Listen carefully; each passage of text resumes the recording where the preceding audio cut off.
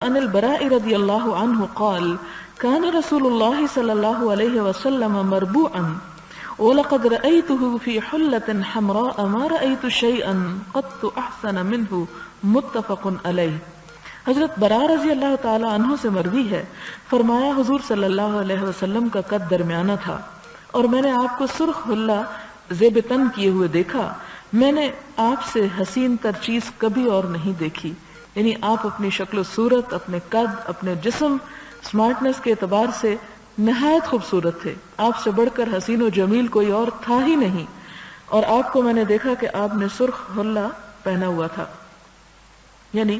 یہ قمیض شلوار نہیں بلکہ قمیض شلوار کے اوپر کا ڈریس ہے، جیسے ایک عبایا کی قسم کا یا وہ ایک رومال کی قسم کا۔ یہی وجہ کہ اب دیکھیں کہ سعودی عرب میں اب بھی لوگ جو ہیں وہ سرخ رنگ کا وہ ایک سکارف سا پہنے ہوئے ہوتے ہیں مرد،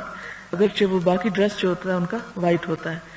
تو اس سے پتہ یہ چلتا ہے کہ اگر مرد کسی بھی خاص موقع پر کوئی ایسا لباس جس میں سرخ رنگ موجود ہو وہ پہننا چاہے تو پہن سکتا ہے، یعنی عموماً تو سرخ اور سبز اور اس قسم کے رنگ جو ہیں وہ عورتیں ہی پہنتی ہیں، لیکن کبھی کبھار مردوں کو کوئی ایک آدھ کپڑا اس رنگ کا پہننے کی اجازت ہے، اور خاص طور پر اوپر کا ڈریس، اوور کوٹ قسم کی چیز۔